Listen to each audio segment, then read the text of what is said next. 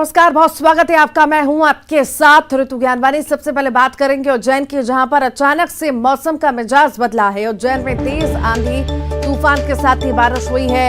तेज आंधी तूफान में अफरा तफरी मच गई। आंधी तूफान से महाकाल लोक की कई मूर्तियां गिरी हैं। महाकाल लोक की कई मूर्तियां नीचे गिरी। बाल बाल बचे हैं कई सारे श्रद्धालु।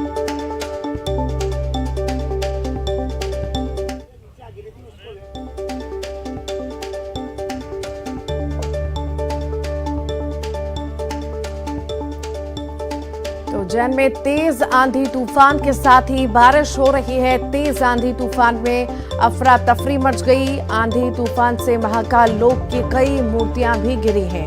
महाकाल लोक की कई मूर्तियां नीचे गिरी हैं। बाल बाल बचे हैं कई सारे श्रद्धालु।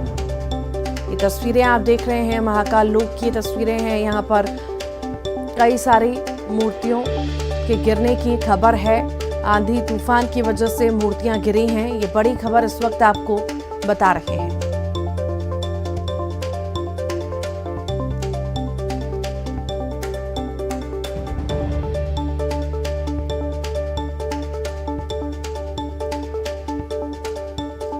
ये बड़ी खबर उज्जैन से बता रहे हैं आपको। तेज आंधी तूफान के साथ ही बारिश हुई है। तेज आंधी तूफान में अफरा तफरी मची है। ज्यादा जानकारी के लिए अजय पटवा हमारे साथ जुड़ गए हैं। अजय, बारिश हो रही है उज्जैन में और आंधी तूफान आया है, और साथ ही साथ महाकाल लोक में कुछ मूर्तियां भी गिरी हैं। इसमें ये बोलना जी, देखिए, इस वक्त मैं महाकाल लोक में खड़ा हूँ और महाकाल लोक में जो है आज जो अचानक मौसम ने करवट ली और आज संडे का दिन था। यहाँ पर हजारों की तादाद में श्रद्धालु मौजूद थे।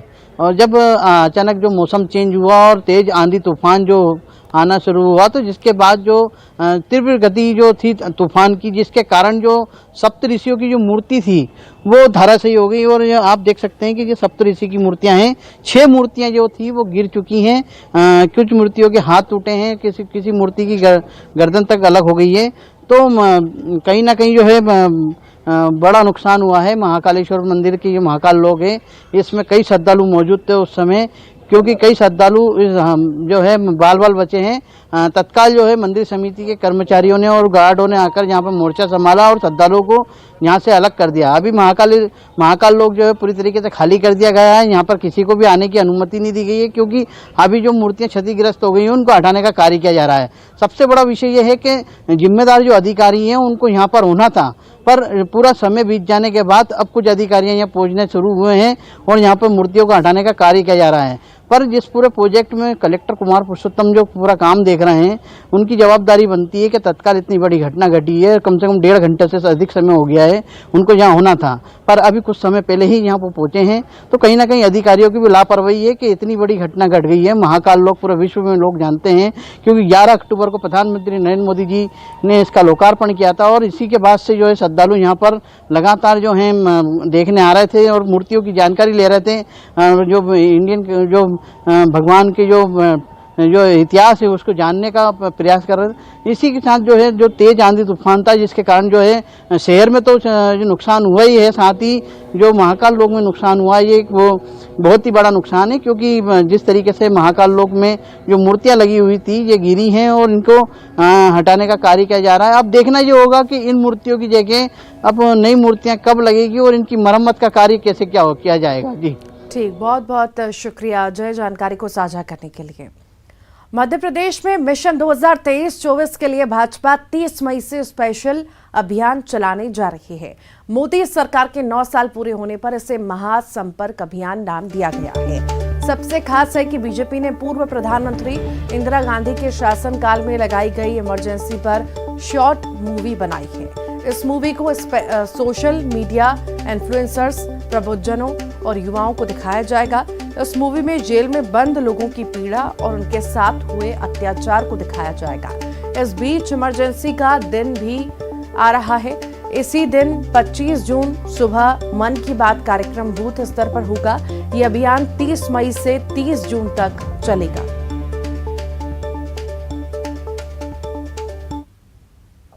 पर भाजपा महाजनसंपर्क अभियान चलाएगी।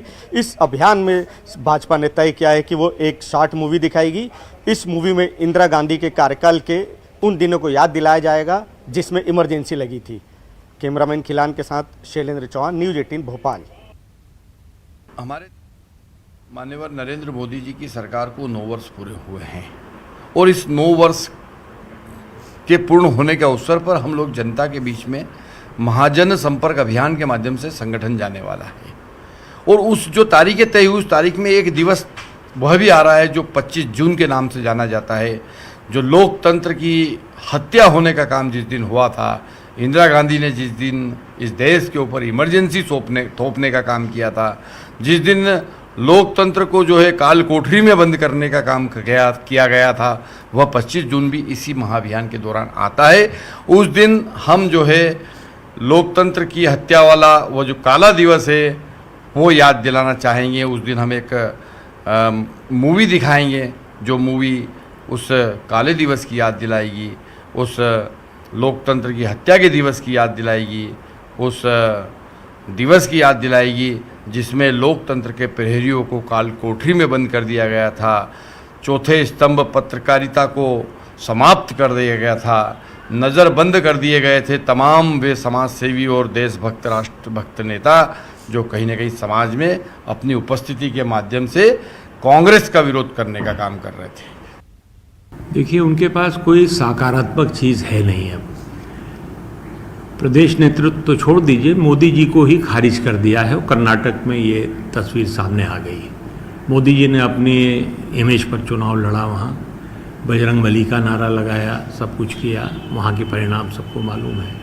तो अब उनके पास कोई, अब उनको लड़ना चाहिए चुनाव रोजगार के ऊपर, उनको लड़ना चाहिए जो महंगाई है बहुत बड़ी, उसके ऊपर लड़ना चाहिए। प्रदेश के विकास के संबंध में बात करो या देश के बारे में बात करो, हर जगह आप फेल हो तो आप ऐसी नकारात्मक चीज़ों पर ही भरोसा करोगे। और इसी पर ज्यादा जानकारी के लिए शैलेंद्र चौहान हमारे साथ जुड़ गए हैं। शैलेंद्र, मोदी सरकार को 9 साल पूरे होने वाले हैं और इसी को लेकर बीजेपी महासंपर्क अभियान चलाने की तैयारी में अभी आकर ये कितना खास रहेगा और इस पूरे अभियान में क्या रहेगा, क्योंकि 1 महीने तक ये चलने वाला है। जी रितु, देखिए ये महासंपर्क अभियान 30 मई से 30 जून तक चलेगा। इसी बीच में 25 जून को 1975 में इमरजेंसी लगी थी, वो दिन भी आ रहा है। तो भाजपा ने तय किया है कि इस दिन पूरे प्रदेश में भाजपा अपने बूथ लेवल तक और जो भी कार्यकर्ता हैं और जो भी सामाजिक लोग हैं, प्रबुद्ध जन हैं, इन सभी वर्ग के लोगों को इस तरह की एक डॉक्यूमेंट्री शॉर्ट मूवी तैयार करवाई है, जिसमें उस दिनों को याद कराया गया है कि इमरजेंसी लगी थी तो किस तरह लोगों पर अत्याचार हुए थे और उन्हें किस तरह की पीड़ा हुई थी। इस तरह की पूरी घटनाओं को याद कराया जाएगा। ये कराया जाएगा कि उस टाइम प्रधानमंत्री इंदिरा गांधी थी, तो इंदिरा गांधी के कार्यकाल में इमरजेंसी के बाद किस तरह से अत्याचार हुए, इस सारी बातों को एक शॉर्ट मूवी में बताया जाएगा और उन्हें दिखाया जाएगा। जी, 1 महीने तक पूरा चलने वाला ये कार्यक्रम और शॉर्ट मूवीज के जरिए दिखाया जाएगा कि इंदिरा गांधी के काल में क्या कुछ हुआ था, किस तरह से लोग प्रताड़ित हुए थे। क्या लगता है वाकई आम जनता इसके बारे में क्या सोचती है? क्या वो ये एक्सपीरियंस करना चाहती है? क्या इससे लोक लुभावन जो चीज़ें हैं उससे इम्प्रेस हो पाएगी क्या आम जनता? देखिए, ये वैसे तो घटना 48 साल पुरानी है और अभी कांग्रेस ने ये कहा भी है कि इतनी पुरानी बातों को याद करने का मतलब नहीं है, अब तो विकास की बात की जानी चाहिए। लेकिन भाजपा इस बात को इसलिए बार बार याद दिलाती है या याद दिलाना चाहती है कि उस समय जो इमरजेंसी का जो दौर था वो एक तरह से भारत के इतिहास में काले अध्याय के रूप में माना जाता है और भाजपा हमेशा से इस चीज़ को हमेशा बुनाते आई है या बताते आई है। और देखिए, भाजपा ने इस प्लान के साथ ही डॉक्यूमेंट्री के अलावा इस तरह की लगातार यहाँ मध्य प्रदेश में एक मीसाबंदी पेंशन योजना भी चला रखी है और इसमें इमरजेंसी के समय जो 2000 से ज़्यादा लोग उस समय गिरफ्तार हुए थे, जेल गए थे, उन सबको सरकार बकायदा इस पेंशन योजना में 25,000 रुपये महीना भी देती है यहाँ पर। ठीक, बहुत बहुत शुक्रिया शैलेंद्र। कर्नाटक चुनाव के बाद एमपी में भी कांग्रेस अब हिंदुत्व के सहारे चुनावी माहौल बनाने में जुट गई है। इंदौर में कांग्रेस युवा भगवा रंग में नजर आए। कर्नाटक चुनाव परिणाम से उत्साहित कांग्रेस हनुमान जी की शरण में दिखाई दी। दरअसल युवा कांग्रेस के राष्ट्रीय अध्यक्ष श्रीनिवास बीवी आज इंदौर पहुंचे। वे एयरपोर्ट से सीधे रणजीत हनुमान मंदिर में दर्शन करने पहुंचे। वहां उन्होंने वैदिक मंत्रों के उच्चारण के साथ भगवान रणजीत हनुमान की पूजा अर्चना की। उसके बाद युवा कांग्रेस की बैठक थी। उन्होंने कहा कि एमपी में हर वर्ग परेशान है। लोकतंत्र की रक्षा के लिए मध्य प्रदेश की जनता कांग्रेस का साथ देने के लिए तैयार है। उन्होंने दावा किया है कि कर्नाटक के बाद मध्य प्रदेश में कांग्रेस की सरकार बनने जा रही है। युवा कांग्रेस के राष्ट्रीय अध्यक्ष श्रीनिवास बीबी मालवा दौरे पर हैं और आज उन्होंने इंदौर में यहाँ पर एक मीटिंग भी ली है और इसके बाद उज्जैन के लिए वो रवाना हो रहे हैं। जी, किस तरह की तैयारी है? मध्य प्रदेश में चुनाव है इसी साल। तैयारी आपको पता है, कर्नाटक के चुनाव के बाद मध्य प्रदेश में भी कांग्रेस सरकार बनने जा रही है और यहाँ सबसे ज़्यादा युवा जो बेरोज़गार युवा है और सबसे ज़्यादा बीजेपी का जो करप्शन है, कर्नाटक में तो 40% था, या तो 60% लगता है। जो 60% जो करप्शन है और जो महंगाई है, बीजेपी है तो महंगाई है, आम जनता गरीब किस तरीके के जो जी रहे, जो महिला रसोई में आंसू में हाथ धो रहा है, तमाम इशू को लेके लोग इतने परेशान हैं बीजेपी को लेके, कोई सोच नहीं सकता है। तो आने वाले दिन में कांग्रेस का और युवा कांग्रेस सब लोग ने मिलके घर घर तक जाके लोगों को बताना और कांग्रेस पार्टी यहाँ कमलनाथ जी के नेतृत्व में सबसे ज़्यादा सीट जीतने का काम कांग्रेस पार्टी और युवा कांग्रेस हम लोग ने कोशिश करेंगे। हम लोग ने जो बीजेपी का नाकामी है, जो कांग्रेस पार्टी का मैनिफेस्टो है और किस तरीके के इन लोग ने इस प्रदेश का हालत बना के रखा है, हम लोगों के बीच में सच को लेके हम जाएंगे। उनका जो व्हाट्सएप यूनिवर्सिटी है वो झूठ को सच बनाने में लगे रहते हैं। इस बार मध्य प्रदेश में वो जो भी इनका काम है वो कहीं नहीं चलेगा। तो देखिए, इस बार जो युवा कांग्रेस है बड़ा मुद्दा भ्रष्टाचार को बना रही है। बहुत ही आक्रामक कैंपेनिंग इस बार मध्य प्रदेश में कांग्रेस की ओर से दिखाई देगी। कैमरामैन संजय बाबू के साथ अरुण त्रिवेदी, न्यूज 18 इंदौर। और इसी पर ज्यादा जानकारी के लिए अरुण त्रिवेदी हमारे साथ जुड़ गए हैं। अरुण, कर्नाटक में तो आशीर्वाद बजरंग बली का मिल गया, अब युवा कांग्रेस इंदौर पहुंची है रणजीत हनुमान आशीर्वाद लेने के लिए मध्य प्रदेश के लिए।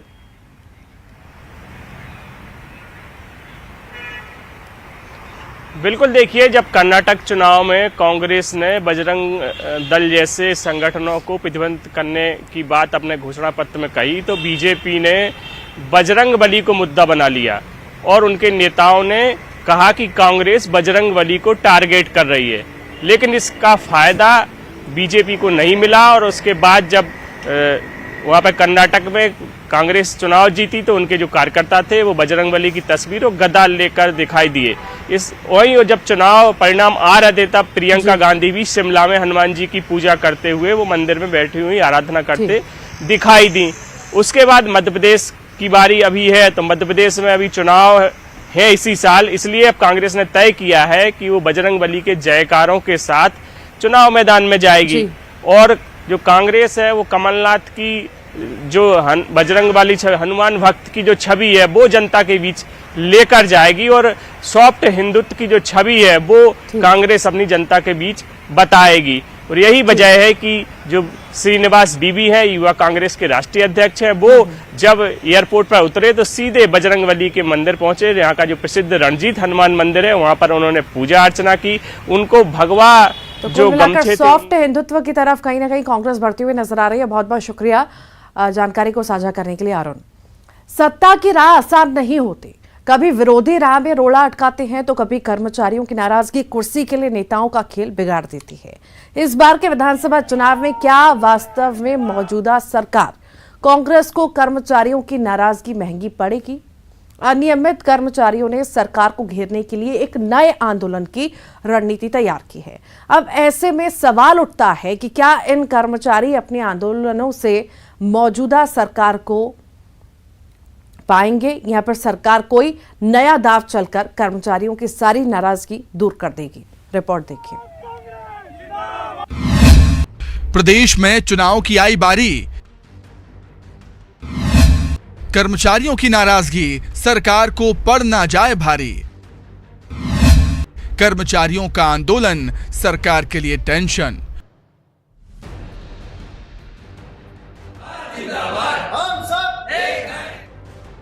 कांग्रेस के अपने दावे, बीजेपी के अपने दावे, लेकिन ये दावे, ये कॉन्फिडेंस कहीं खेल न बिगाड़ दे, क्योंकि भले ही कांग्रेस की सरकार दावे कर रही है कि प्रदेश में हर एक वर्ग उनके कामकाज से खुश है, लेकिन एक वर्ग ऐसा भी है जो अपनी मांगों को लेकर सरकार से खासा नाराज नजर आ रहा है। ये वर्ग है अनियमित कर्मचारियों का, जो मौजूदा सरकार के लिए इससे पार पाना चुनौती है। प्रदेश में 2,34,000 अनियमित कर्मचारी हैं, जिन्होंने सरकार के 4.5 साल के कार्यकाल में पिछली सरकार की तुलना में अधिक बार घेरा है। कर्मचारी अपनी मांगों को लेकर आए दिन सरकार को घेरते हैं। बीजेपी ने 4.5 साल में सरकार के खिलाफ करीब 35-40 आंदोलन ही किए होंगे, तो वहीं अनियमित कर्मचारी संघ 221 से अधिक बार सरकार के खिलाफ आंदोलन कर चुके हैं। 11 जून को अनियमित कर्मचारी बड़ा आंदोलन करने जा रहे हैं, तो वहीं 15 जून को कर्मचारी अपने अपने घरों के सामने दीवार पर लेखन कराकर अपना विरोध जताएंगे। प्रदेश के समस्त अनियमित कर्मचारी विगत क्या है 4-5 साल से काफ़ी अपने आप को ठगा महसूस कर रहे हैं, और इस परिप्रेक्ष्य में 11 जून 2023 को एक विशाल धरना प्रदर्शन का आयोजन रायपुर में किया जाएगा। 15 जून से एक दीवार लेखन होगा, उस दीवार और प्रत्येक अनियमित कर्मचारी अपने घर की दीवार के सामने लिखा रहेगा कि प्रदेश सरकार, कांग्रेस सरकार झूठा है। अब तक आपने दीवारों पर प्रचार प्रसार करते राजनीतिक दलों को देखा होगा, अब कर्मचारी सरकार की वादा खिलाफी का प्रचार करेंगे। बीजेपी कह रही है कि कांग्रेस से हर वर्ग परेशान है। जनता अब अपना सब्र खो चुकी है और प्रदर्शन के साथ साथ अब दीवारों पर भी लिखने वाली है कि कांग्रेस की सरकार ने उन्हें धोखा दिया है। वास्तव में धोखे की शक्ल में अनियमित कर्मचारी कांग्रेस की विदाई की तारीख दीवार पर लिखने जा रहे हैं। कांग्रेस ने कहा है कि कर्मचारियों को सरकार पर भरोसा करना चाहिए। आंगनवाड़ी कार्यकर्ता, सहायिका, नगर सैनिकों के वेतनमान बढ़ाना कर्मचारी जो भी भुगत रहे हैं बीजेपी की गलतियों की वजह से, बीजेपी भड़काने का काम कर रही है। कर्मचारियों को सरकार के ऊपर भरोसा रखना चाहिए, और मुख्यमंत्री भूपेश बघेल तो जितने भी हमारे कर्मचारी हैं, अनियमित कर्मचारी हैं या कम वेतन भोगी हैं, उनके बारे में लगातार निर्णय ले रहे हैं। देखिए, नगर सैनिकों के वेतनमान को उन्होंने बढ़ाया, जब से उनकी नियुक्ति हुई तब से इतना ज़्यादा 6-6 हज़ार रुपये कभी बढ़ोतरी नहीं हुई थी। कभी सोचा था कि किसी हमारी आंगनबाड़ी की बहनों ने कि उनका 10,000 रुपये वेतन होगा, 1,000 रुपये बढ़ाने की मांग कर रहे थे, मुख्यमंत्री सीधे 10,000 रुपये कर दिए। कोटवारों का वेतनमान बढ़ाया गया है, जैसे सुइयों का बढ़ाया गया। तो इस प्रकार से जो हमारे अन्य कर्मचारी हैं जो संविदा के, उनके बारे में भी सरकार निर्णय लेगी। एक तरफ प्रदेश में कर्मचारियों की नाराजगी दूर नहीं हो पा रही, तो वहीं दूसरी तरफ विपक्ष भी कर्मचारियों के मुद्दे को लेकर सरकार को घेरते हुए नजर आता है। तो कहीं ऐसा ना हो जाए कि चुनाव के वक्त कर्मचारियों की नाराजगी सरकार पर भारी पड़ जाए। युगल तिवारी, न्यूज़ 18, रायपुर।